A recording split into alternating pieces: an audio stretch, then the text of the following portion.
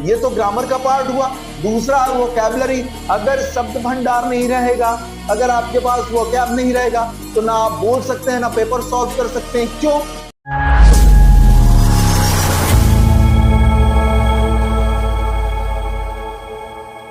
जय हिंद क्लास, मेरा नाम पुरुषोत्तम कुमार है और आज हम आपको बताएंगे इंग्लिश ग्रामर का पूरा सिलेबस। ठीक है, चाहे कोई भी कंपटीशन हो, चाहे एसएससी हो, चाहे सीडीएस हो, चाहे एनडीए हो, related to any topics, related to any competitive examination, आपको इंग्लिश ग्रामर का पूरा सिलेबस आपको एक जगह इकट्ठा करके हम बताएंगे। ठीक है, तो हमने बताया कि कॉम्पिटिटिव इंग्लिश का सिलेबस ग्रामर, ठीक है, ग्रामर में क्या क्या पूछा जाता है, ये सारी चीजें एक जगह मैं इकट्ठा करके आपको बताता हूँ। तो सबसे पहले हम पढ़ेंगे पार्ट्स ऑफ स्पीच। ठीक है, पार्ट्स ऑफ स्पीच क्या? पार्ट्स ऑफ स्पीच क्या? पार्ट्स ऑफ स्पीच में noun, pronoun, adjective, verb, adverb, preposition, conjunction, interjection, इनके बारे में आपको बताया जाएगा। अब मैं अगर आपसे पूछूं कि पार्ट्स ऑफ स्पीच कितने होते हैं तो आप बताएंगे कि 8 होते हैं, और कई जगह मॉडर्न इंग्लिश में कितने, तो मॉडर्न इंग्लिश में 9 हो गया है। डिटर्मिनर्स को भी पार्ट्स ऑफ स्पीच के अंदर में लेके आते हैं। ठीक है, तो हम आपको पुराना भी पढ़ाएंगे, नया भी पढ़ाएंगे, एक एक चीज आपको समझ में आएगा। लैंग्वेज कैसे शुरुआत हुआ, ठीक है, आज ही बताएंगे हम आपको। ठीक है, तो नाउन क्या होता है? Noun is the name of person, place और थिंग, ये तो बताएंगे। नाउन काम क्या करता है? हर आदमी का एक नाम होता है और एक काम होता है। नाउन का नाम क्या है और काम क्या है, ये चीज हम आपको बताएंगे। प्रोनाउन के बारे में बताएंगे कि प्रोनाउन क्या होता है। तो प्रोनाउन क्या होता है? नाउन की जगह पे आता है, उसके बारे में बताएंगे। ठीक है, वर्ब बताएंगे, क्रिया बताएंगे, ठीक है, एडजेक्टिव बताएंगे, विशेषण, इसके बारे में बताएंगे, एडवर्ब के बारे में बताएंगे, प्रीपोजिशन के बारे में बताएंगे, कंजंक्शन के बारे में बताएंगे और इंटरजेक्शन के बारे में बताएंगे। मतलब ये पार्ट्स ऑफ स्पीच, ये पूरे टोटल आपको क्या करना है, ये टोटल आपको कंप्लीट करना है। ठीक है, पार्ट्स ऑफ स्पीच क्या होता है? नींव होती है इंग्लिश ग्रामर में। सबसे मतलब रीढ़ की हड्डी है ये क्या होगा, जब तक ये क्लियर नहीं होगा तब तक आप आगे पढ़ेंगे तो आपको दिक्कत होगी। ठीक है, तो पार्ट्स ऑफ स्पीच एक एक चीज पढ़ेंगे। ठीक है, चलो अब अगला चीज हम क्या पढ़ेंगे? अगला चीज पढ़ेंगे कि टेंस हमने पढ़ लिया। सेकंड आपको वॉइस पढ़ना पड़ेगा, active voice, passive voice, active voice, passive voice. ठीक है, इसके बारे में पढ़ेंगे। तो एक्टिव वॉइस और पैसिव वॉइस कैसे होता है? जैसे मैंने बोला राम टीचेस इंग्लिश, या भैया ऐसे बोल दो कि पुरुषोत्तम सर टीचेस इंग्लिश। अब इसका पैसिव बनाना है तो बनाना पड़ेगा, तो इसको बनाना पड़ेगा English is taught by Purushottam sir, तो ये पैसिव वॉइस में हो जाएगा। ऐसे करके आपको एक एक चीज करके बताया जाएगा। ठीक है, तो एक्टिव वॉइस, पैसिव वॉइस ये बता दिया जाएगा। फिर तीसरा नरेशन को किसको बोलते हैं? डायरेक्ट इनडायरेक्ट स्पीच को, डायरेक्ट इनडायरेक्ट स्पीच को ही नरेशन बोलते हैं, तो ये भी हम कंप्लीट करेंगे। फिर क्या है? आर्टिकल्स, ये डिटर्मिनर्स का ही पार्ट है, ए एंड दी। ठीक है, ए कब लगता है, एन कब लगता है, दी कब लगता है, ये सारे आर्टिकल्स के अंदर ये चैप्टर्स हैं, ये हम आपको बताएंगे। फिर आता है subject verb agreement, SVA, subject verb agreement, ये टेंस का ही छोटा सा पार्ट है, ये टेंस का ही छोटा सा पार्ट है। जैसा सब्जेक्ट वैसा वर्ब, जैसा वर्ब उसके बीच में एग्रीमेंट हो रहा है। सब्जेक्ट और वर्ब के बारे में क्या कर रहा है? दोनों एक एग्रीमेंट करेंगे। सब्जेक्ट सिंगुलर तो वर्ब सिंगुलर, सब्जेक्ट प्लूरल तो वर्ब प्लूरल, ये चीज आपको बताई जाएगी सब्जेक्ट वर्ब एग्रीमेंट के अंतर्गत। फिर आया मोडाल्स, मोडाल्स क्या है? वर्ब का ही एक पार्ट है, एक ऑक्सिलरी वर्ब होता है, एक मेन वर्ब होता है, ये सारा चीज मोडाल्स के बारे में बताएंगे। कितने मोडाल्स होते हैं वो सारा एक जगह बताया जाएगा। Can, could, may, might, must, ought, need to, सारा बताया जाएगा। ठीक है, डिटर्मिनर्स का ही पार्ट है आर्टिकल। ठीक है, लेकिन इसके अंतर्गत और कुछ बताया जाएगा, तो ये बताया जाएगा कंडीशनल सेंटेंस क्या होता है? If I go to market, क्या है? कंडीशनल सेंटेंस है, इसके बारे में बताया जाएगा। थोड़ा सा हल्का सा एडवांस रहेगा लेकिन आ जाएगा। आपको क्या करना है? आपको सिर्फ इस सक्सेस मंत्रा को पकड़ के रखना है, सक्सेस हो जाना। ठीक है, चलो आगे देखते हैं। आगे है degree of comparison, degree of comparison, इसके बारे में पढ़ेंगे। डिग्री गुड, बेटर, बेस्ट, ठीक है, इसका क्या कंपैरिजन करना, ये इसके बारे में पढ़ेंगे। ठीक है, अब आगे आए दूसरा पॉइंट है, ये तो ग्रामर का पार्ट हुआ। दूसरा है वोकैबुलरी। अगर शब्द भंडार नहीं रहेगा, अगर आपके पास वोकैब नहीं रहेगा, तो ना आप बोल सकते हैं ना पेपर सॉल्व कर सकते हैं। क्यों? क्योंकि इसके अंतर्गत सिनोनिम्स आता है, एंटोनिम्स आता है, वन वर्ड सब्स्टिट्यूशन आता है, इडियम्स एंड फ्रेजेस आते हैं, फ्रेजल वर्ब्स आता है, स्पेलिंग करेक्शन आता है। ये सारा वोकैब का ही पार्ट है। इसका टिप क्या है? मैंने लिखा है रोज 20-30 वर्ड याद करने। वो याद कराने की जिम्मेदारी किसकी? हम लोगों की, मतलब सक्सेस मंत्रा की टीम को। हम लोग पढ़ाएंगे आपको। 20 से 30 रोज वर्ड्स आप तैयार करो। ये सारा antonyms, synonyms, one word substitution, idioms and phrases, phrasal verbs, spelling mistake सारा क्लियर होता जाएगा। ठीक है, आगे देखते हैं। आगे है एरर डिटेक्शन। एरर कैसे खोजते हैं? ठीक है, उसके अंदर सेंटेंस करेक्शन, सेंटेंस को कैसे करेक्ट किया जाएगा, स्पॉटिंग एरर्स, किस सेंटेंस में, मतलब एक सेंटेंस दे दिया जाएगा, एक सेंटेंस दे दिया जाएगा और उसमें आपको एरर खोजना है कि ए पार्ट में गलत है, कि बी पार्ट में गलत है, कि सी पार्ट में गलत है, कि डी पार्ट में गलत है। एरर खोजना है तो इसके अंतर्गत हम स्पॉटिंग एरर कर देंगे। इनकरेक्ट करेक्ट सेंटेंस, कोई सेंटेंस है उसको करेक्ट करना, ये भी दिया जाएगा। तो ये सारा किसके पार्ट में है? एरर डिटेक्शन के अंदर, मतलब त्रुटि पहचान के अंतर्गत। ठीक है, अब आया मोस्टली बेस्ड ऑन। किस पे मोस्टली, मतलब किस पे ज्यादा बेस्ड है? तो ग्रामर रूल्स पे। ग्रामर को, रूल को हम आपको रटवाएंगे नहीं, ऐसे ऐसी चीजें बताएंगे कि आपको समझ में आ जाएगा पूरा लॉजिक से। आपको रटना नहीं है, 100% में 5 से 6% सिर्फ रटना है। 95 to 96% आपको बस क्या करना है, लॉजिक्स में पढ़ाऊंगा। क्यों आया? अगर आपने ये चीज जान लिया तो बोर नहीं होगा और तुम सीख लोगे, आप सारा कुछ सीख लोगे। ठीक है, ये वादा रहे, सक्सेस मंत्रा का ये वादा है, आपको एक भी चीज रटना नहीं पड़ेगा। 5 to 6% रटना पड़ेगा यार। ठीक है, ए के बाद बी, बी के बाद सी, ये क्या है? ये तो रटना ही पड़ेगा। के के बाद बी बनता है, बी के बाद सी बनता है।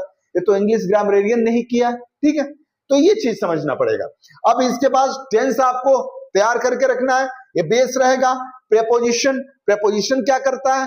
प्रेपोजिशन क्या करता है बताएंगे आपको। प्रेपोजिशन, छोटी सी बात, जैसे मैंने बोला Ram is eating an apple, Ram एक आम खा रहा है। अगर इसमें एक्स्ट्रा इंफॉर्मेशन देना है तो हम क्या करेंगे? राम इज ईटिंग एप्पल, कहां पे? इन द रूम, घर के अंदर। समझ में आ रहा है? तो उसमें एक्स्ट्रा इंफॉर्मेशन देने के लिए प्रेपोजिशन की जरूरत पड़ती है। ये सारी चीज हम आपको बताएंगे प्रेपोजिशन के बारे में। आर्टिकल्स आपका कंप्लीट होना चाहिए, ए एंड दी के बारे में, कि कहां ए लगेगा, कहां एन लगेगा, कहां दी लगेगा। क्लियर? चलो आगे देखते हैं।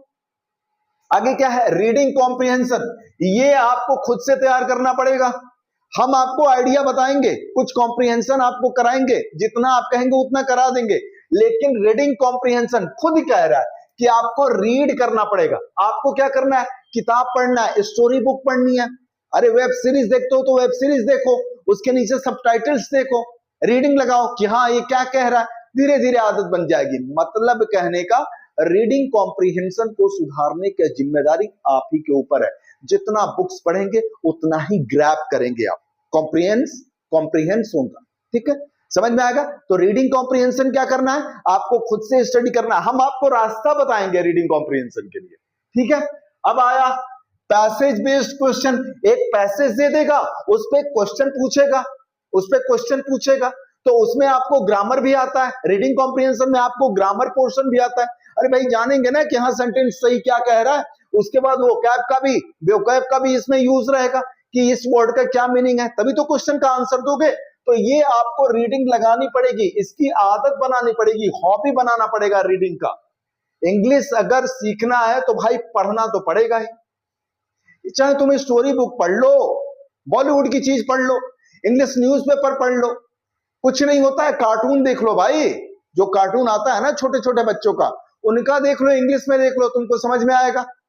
ठीक है, चलो अब आगे देखते हैं। अब इसमें थीम और टाइटल खोजना पड़ेगा। जो पैराग्राफ देगा उसका बोलेगा कि इसका थीम क्या है, किस थीम पे लिखा गया है, इसका टाइटल क्या है, ये बताना पड़ेगा। सिनोनिम्स फ्रॉम पैसेज, कोई पैसेज में, उस पैसेज में से एक वर्ड्स दे देगा लव, तो लव का सिनोनिम्स उसके जगह पे क्या रखना है, तो लव का मतलब प्यार, अफेक्शनेट वो भी प्यार, तो आपको इसका सिनोनिम्स बनाना पड़ेगा, इसका सिनोनिम्स आपको याद करना पड़ेगा। और किससे होगा? रीडिंग से। और कुछ मैं वर्ड्स आपको रोज 20-20 वर्ड्स दूंगा, उससे कंप्लीट होगा। उसके बाद इंटरफ्रेंस क्वेश्चंस आएगा, ऐसे पे क्वेश्चंस आएंगे, ठीक है। तो ये आपको रीडिंग कॉम्प्रिहेंशन के अंतर्गत में पढ़ना पड़ेगा। एसएससी बैंकिंग में बहुत इंपॉर्टेंट है रीडिंग कॉम्प्रिहेंशन भाई, चाहे एसएससी हो, चाहे बैंकिंग हो, और चाहे सीडीओस हो, चाहे एनडीए हो बेटे, ठीक है। इसमें रीडिंग कॉम्प्रिहेंशन आता ही आता है, क्योंकि वो क्या करता है, वो आपको देखता है कि हाँ आप इंग्लिश पढ़ पाते हैं कि नहीं, इंग्लिश को समझ पाते हैं कि नहीं, इंग्लिश को ग्रैप कर पाते हैं कि नहीं, ये सारा चीज इसीलिए क्वेश्चन, इसीलिए, ठीक है। अब अगला देखते हैं क्या कह रहा है। अगला कह रहा है क्लोज टेस्ट, क्लोज टेस्ट देगा, फिल इन द ब्लैंक्स देगा, इन द पैराग्राफ टेस्ट करेगा, एक पैराग्राफ दे देगा, उसमें क्या करेगा, टेस्ट करेगा, उसी पे सिनोनिम्स पूछेगा उस वर्ड्स का। उसमें आपको क्या चाहिए, क्लोज टेस्ट में क्या चाहिए, आपको क्या चाहिए, ग्रामर भी चाहिए और वोकैब भी चाहिए, दोनों का यूज होना चाहिए, दोनों का नॉलेज होना चाहिए। एक पैराग्राफ दे देगा, उस वर्ड्स को हटा देगा, उस वर्ड्स के जगह पे आपको कुछ ना कुछ भरना होता है, ठीक है। तो इसमें आपको नॉलेज होना चाहिए ग्रामर का, वोकैब का, कॉन्टेक्स्ट अंडरस्टैंडिंग, जो वो चीज कह रहा है क्या चीज हम वो समझ पा रहे हैं कि नहीं, वो चीज हम समझ पा रहे हैं कि नहीं। तो ये किसके अंतर्गत, क्लोज टेस्ट के अंतर्गत आपको दिखाना पड़ेगा कि हाँ मुझे आता है। आपको ग्रामर पे भी कमांड करना पड़ेगा, वोकैब पे कमांड करना पड़ेगा। एसएससी हलवा नहीं है, मेहनत करनी पड़ेगी, और लैंग्वेज पढ़ने के लिए मेहनत करनी पड़ती है। क्लियर है? चलो अगली चीज अब देखते हैं बेटे। 6 है fill in the blanks, fill in the blanks, रिक्त स्थानों की पूर्ति करो, सिंगल डबल ब्लैंक्स दे देगा, उसके अंदर बेस्ड ऑन टेंस के ऊपर बेस्ड रहता है fill in the blanks, vocab के ऊपर, प्रेपोजिशन के ऊपर। प्रेपोजिशन मतलब ये 3 चैप्टर्स, चैप्टर के अंदर चैप्टर बताया जा रहा है कि फिल इन द ब्लैंक्स है, उसके अंडर में आपको क्या चीज पे कमांड होना चाहिए, तो आपके टेंस के ऊपर कमांड होना चाहिए, आपको वोकैबुलरी के ऊपर कमांड होना चाहिए, आपके ऊपर प्रेपोजिशन का कमांड होना चाहिए। क्लियर है? कहां पे इन लगेगा, कहां पे एट लगेगा, कहां पे ऑन लगेगा, कहां पे बिटवीन लगेगा, समझ में आ रहा है? तो ये सारी चीज आपको सिखाई जाएगी, ठीक है। अब आते हैं सेवंथ क्या है, सेवंथ है आपका सेंटेंस इंप्रूवमेंट। एक सेंटेंस दे दिया जाएगा, अब कहा जाएगा कि improve the underline part, underline कर दिया जाएगा एक वर्ड को या पार्ट को, उसको अंडरलाइन कर दिया जाएगा, और सेंटेंस को क्या करना पड़ेगा, इंप्रूव करना पड़ेगा। गिवन सेंटेंस को, जो सेंटेंस दिया रहेगा उसको इंप्रूव करना पड़ेगा, अंडरलाइन दे दिया जाएगा, उस सेंटेंस को अंडरलाइन करके आपसे बताया जाएगा कि इसको इंप्रूव करो, ठीक है। तो ये सेंटेंस इंप्रूवमेंट का चैप्टर इसमें अंदर आता है। अब आता है पैराजम्पल्स, सेंटेंस अरेंजमेंट, इसी को बोलते हैं पीक्यूआरएस, ठीक है। तो इसमें arrange sentence in correct order, कब कौन सा सेंटेंस इसमें अरेंज करना पड़ेगा, पीक्यूआरएस प्रैक्टिस करनी पड़ेगी बेटे, पैराजम्पल्स, ठीक है। ये एक दो से नहीं होगा, कम से कम 30-40 प्रैक्टिस करनी पड़ेगी, सेट लगाना पड़ेगा, और सारा यहां सक्सेस मंत्रा पे बताया जाएगा आपको एक एक चीज, ठीक है। चलो अब आते हैं 9th, active and passive voice बताया था मैंने। वॉइस जैसे मैंने लिखा है राम रोट अ लेटर, अब इसका बनाया मैंने, राम क्या है, सब्जेक्ट है, रोट क्या है, वर्ब है, अ लेटर क्या है, ऑब्जेक्ट है। तो पैसिव वॉइस में क्या होता है, पैसिव वॉइस में जो रिसीवर होता है वो क्या हो जाता है, सब्जेक्ट बन जाता है। तो ये हो गया सब्जेक्ट। ये वॉज कहां से आया ये बताया जाएगा जब वॉइस पढ़ाऊंगा। तो लेटर वॉज, राइट का बी का थर्ड फॉर्म, रिटन हो गया, बाई लगा दिया, सब्जेक्ट को इधर लिख दिया, समझ में आ रहा है। तो ये वॉइस के अंतर्गत में पूरा चीज बताया जाएगा। फिर डायरेक्ट इनडायरेक्ट आपको नरेशन, डायरेक्ट इनडायरेक्ट को हम नरेशन भी बोलते हैं। इसके अंदर में क्या, जैसे एग्जांपल है he said I am happy, he said क्या है, कॉमा के इधर वाला, कॉमा के इधर वाले को क्या बोलते हैं, रिपोर्टिंग वर्ब, कॉमा के इधर वाला रिपोर्टेड स्पीच, ये रिपोर्टिंग वर्ब है, ये क्या है, रिपोर्टेड स्पीच है। अगर ये रिपोर्टिंग वर्ब पास्ट टेंस में होगा तो उसके अंदर क्या करेंगे, उसमें इनडायरेक्ट बनाते समय दैट कंजंक्शन लगा के बनाते हैं। तो ही सेड का ही सेड हो गया, दैट कंजंक्शन लगा दिया। अगर ये पास्ट टेंस में है तो इसके रिपोर्टेड स्पीच के टेंस में चेंज होता है, प्रेजेंट इंडेफिनिट रहेगा तो पास्ट इंडेफिनिट में हो जाएगा। तो ये किसमें है, प्रेजेंट इंडेफिनिट है, तो पास्ट इंडेफिनिट में चेंज हो गया, तो एम के जगह पे वाज हो गया, हैप्पी का हैप्पी लिख दिया, आई क्या हो गया, एक एस ओ एन फॉर्मूला होता है, S O N, first person subject के अनुसार, सेकंड पर्सन ऑब्जेक्ट के अनुसार, थर्ड पर्सन नो चेंज। ये कौन सा पर्सन है, आई, आई फर्स्ट पर्सन है, तो आई फर्स्ट पर्सन सब्जेक्ट के अनुसार, सब्जेक्ट क्या है, ही, तो ही का ही यहां पे लिख दिया जाएगा, सारा बताया जाएगा। अभी मैं आपको बेसिक आइडियाज दे रहा हूं, बेसिक आइडियाज दे रहा हूं, इसको आपको क्या करना है, देखना है, समझना है कि हाँ क्या क्या हमें पढ़ना है, पहले यही चीज बता रहा हूं, फिर आपका चैप्टर भी आज हो सकता है तो चालू करें, चालू कर देंगे, ठीक है। चलो आगे देखते हैं, आगे क्या है, एग्जाम वाइज फोकस करना है, जैसा एग्जाम वैसा फोकस, जैसा टारगेट जैसा गोल वैसा आपको क्या करना है, बिहेव करना है, उसके अनुसार अपने आप को ढालना है।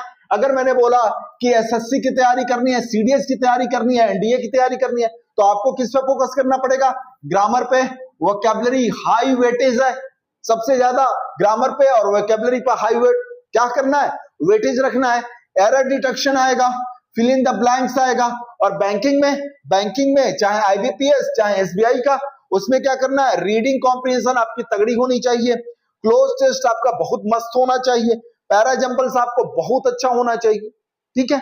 चलो आगे देखते हैं, स्मार्ट प्रिपरेशन स्ट्रेटेजी क्या है, कैसे हम क्या स्ट्रेटेजी बनाएं कि हमारी तैयारी अच्छी हो। तो आपको क्या करना चाहिए, डेली ग्रामर की प्रैक्टिस करनी है, एक टॉपिक थ्योरी, डेली ग्रामर की प्रैक्टिस करनी है। दूसरा 20 vocabulary words daily, 20 words vocab के लिए तैयार करना है। तीसरा क्या है, पीवाईक्यूज लगाना है, प्रीवियस ईयर क्वेश्चन, ताकि पैटर्न समझ में आए, गुरु मंत्र है ये, आपको पढ़ना पड़ेगा। फिर क्या करना है, मॉक टेस्ट वीकली। आपको एक फॉर्मूला बताता हूं, देख ध्यान से सुनना, ध्यान से सुनना। एक होता है LRP, किसी भी कंपटीशन के लिए एक LRP का फॉर्मूला है। L फॉर लर्न, क्या है, learn, R for revision, R for revision, और P फॉर प्रैक्टिस, ठीक है। चाहे आप किसी को भी देखो, लेट इट बी एनीवन, चाहे वो खिलाड़ी हो और चाहे वो पढ़ने वाला बंदा हो, सारा इसी पे काम करता है। सबसे पहले लर्न किया हमसे, चाहे अपने गुरु से चाहे अपने मेंटर से, उसको जाके रिवीजन करना है, रिवीजन करते गया, रिवीजन कर लिया, काम खत्म। उसके बाद आपको प्रैक्टिस करना है, उस बॉल की प्रैक्टिस करनी है, तब विराट कोहली बनोगे। समझ में आ रहा है, पहले लर्न, उसके बाद रिवीजन, उसके बाद प्रैक्टिस, करते रहो करते रहो करते रहो, आ जाएगा भाई। तो यही तो कहा जा रहा है, डेली ग्रामर की प्रैक्टिस करनी है, डेली क्या करना है, 20 वोकैबुलरी वर्ड्स डेली याद करना है, और क्या करना है, प्रीवियस ईयर क्वेश्चन पीवाईक्यूज लगाते रहो, पीवाईक्यूज लगाते रहो, तो तुमको समझ में आएगा कि हाँ कैसा हमारे पास क्वेश्चंस आ रहे हैं, कैसे क्वेश्चंस आ रहे हैं, उसकी अंडरस्टैंडिंग आएगी, आपको समझ में आएगा कि हाँ कैसा क्वेश्चन आ रहा है। जैसे ही पढ़ोगे टॉपिक, वो दिमाग में क्या करेगा, स्ट्राइक करेगा, क्या रे यार यही तो आया था, यही तो आया था। तो ये पीवाईक्यूज आपको लगाना जरूरी है। इसके बाद मॉक टेस्ट वीकली करना है, और मैं कहता हूं जैसे जैसे ये प्रैक्टिस होता जाएगा, मॉक को धीरे धीरे और फ्रीक्वेंसी बढ़ा दो। ये हफ्ते में नहीं, 3 दिन पे करो, 3 दिन के बाद 2 दिन करो, 2 दिन के बाद 1 करो, रोज एक एक करो, क्योंकि तुम्हारी थ्योरी तैयार है, वोकैब तैयार है, प्रीवियस ईयर क्वेश्चन तैयार है, कंपटीशन निकल जाएगा, काम खत्म।